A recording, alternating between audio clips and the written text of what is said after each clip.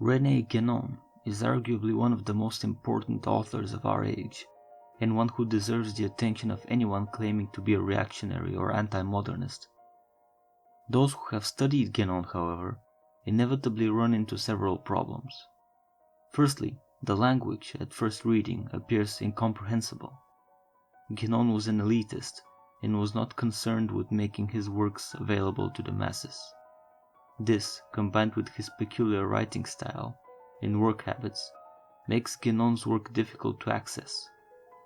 To illustrate this, we can point to the fact that the Frenchman wrote letters to the Italian metaphysician Julius Evola, criticizing the latter for failing to understand his ideas properly. Now, if Evola, of all people, struggled with this stuff, then we are in trouble. Secondly, with Guénon's writings, you can't really cherry pick or quote-unquote jump to the good parts. There is an unofficial order that you need to follow or risk being left in the dark. A fragmentary understanding of Guénon is of little use. One needs to get a view of the whole picture in order for any of the fragments to make sense. This basically means that someone who is interested in Guénon better have some free time on his hands, because reading an essay or two isn't gonna cut it. If someone wants to get a good overview of Guénon without having the time and energy to get through 7-8 books, or without being a Freemason and Vedanta initiate, then I have just the thing for them. Graham Rooth's Prophet for a Dark Age, a companion to the works of Rene Guenon. Now, I want to make it clear what this book is and what it is not. If one is looking for an in-depth third-person analysis of Guénon's work or a critique of some kind, this is not it. What this is an extremely detailed exposition of Guénon's work, organized by topics and themes. The author has, by his own admission, let Guénon speak for himself as much as possible. The vast majority of this book is comprised of direct quotations and paraphrases of Guénon. The way in which Rooth makes Guénon's work more comprehensible is through a neat structure. He provides a very detailed content section, which makes it easier to find whichever piece of information one is looking for. Another way in which this book makes Guénon more accessible is by presenting us with an extremely helpful glossary of key Guénonian terms and concepts. The book is divided into 4 main parts, which cover the various subjects of Guénon's work. The first part deals with the primordial tradition and the religions of the world. The second goes into the question of the integral being and spiritual realization. The third one is about the Western world and the emergence of modernity. And finally, the fourth part covers Guénon's studies on ancient symbolism. All of this adds up to over 300 large pages. Not exactly a quick read, but this is, in my opinion, the best possible condensation of Guénon's writings. As usual, I'm going to read a little excerpt in order to give you guys an example of what to expect. This is a section from the first part of the book. Its title is Monotheism and Polytheism. Guénon was opposed to contemporary attempts to detect a process of evolution at work in the development of religions, and criticized theories which claimed that religious ideas evolved through a succession of stages such as fetishism, polytheism, and monotheism. Fetishism, a term derived from the Portuguese for sorcery, should not be classified as a genuinely religious activity, belonging instead to magical practices.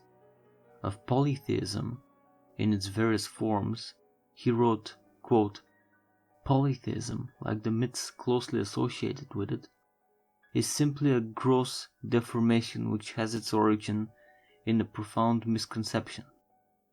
It represents a falling away from traditional understanding and is based on a fundamental mistake, which is to accept the existence of a plurality of principles that are considered to be wholly independent, while in reality they are and can only be secondary aspects of the supreme principle. This kind of pluralism is only possible as a deviation born of the ignorance and incomprehension of the masses and of their tendency to develop in exclusive attachment to the multiplicity of manifestation.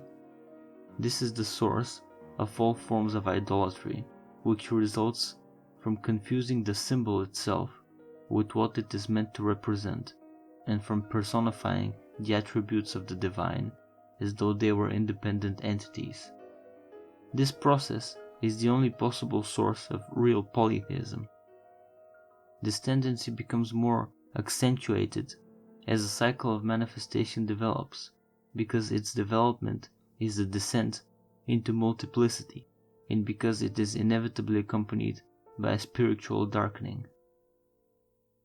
Monotheism is the religious form taken by the primordial doctrine of unity. It is the form taken by the traditional teachings when they developed into Judaism, Christianity, and Islam. Every genuinely traditional doctrine is monotheistic, or more accurately, it is a doctrine of unity or even of non-duality, which becomes monotheistic when required to be expressed in the religious mode. The Muslim affirmation Al-Tawahidu Wahidun is the doctrine of divine unity. In Islam, it is one of the more recent forms taken by the traditional doctrine, has had to affirm unity more explicitly and insistently than earlier systems in response to the quote-unquote descent into multiplicity.